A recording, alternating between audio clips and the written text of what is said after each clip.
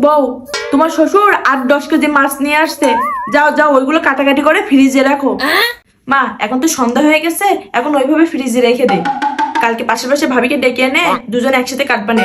আমি তো এক হাতে এতগুলো মাছ কাটতে পারবো না, এমনিতে পানি অনেক ঠান্ডা।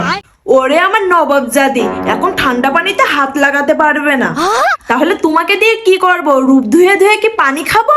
এবার তো গতরটা খাটাও। তোমাদের মতন বয়সে 15-20 কেজি মাছ ঘন্টার ভিতর এক হাতে কেটে উঠতাম। আমি যদি নবাবজাদি হই তাহলে এই সংসারে কাজগুলো করে কে? আমি গতর না খাটাইলে এই সংসারে সব কাজ পড়ে থাকে। ছেলে বিয়ে দেওয়ার সময় তখন তো বইয়ের রূপ খুঁজছিলেন, তখন তো গতরের কথা মনে ছিল না। এখন গতর খুঁজতেছেন কেন? কাজ করে যে খুব উদ্ধার করে ফেলছো। শ্বশুর বাড়িতে কাজ করবে না তা কি বসে বসে খাবা? কয় কেজি মাছ কাটবে, তা আবার দাসী লাগবে। দাসী যদি সবকিছু করে তাহলে তোমার দরকার কি? তুমি যাও, বাপের বাড়ি চলে যাও। আমাকে তাড়াতে পারলে তো আপনার জন্য ভালো হয়। তাহলে ছেলে বিয়ে দিয়েছিলেন কেন? বাড়িতে একটা কাজের বেটি রেখে দিতেন। বউদের তো মানুষ মনে করেন না। আপনাদের মতন শাশুড়িদের কারণে আজকে ঘরে ঘরে অশান্তি। আপনাদের জন্য আজকে বউরা খারাপ।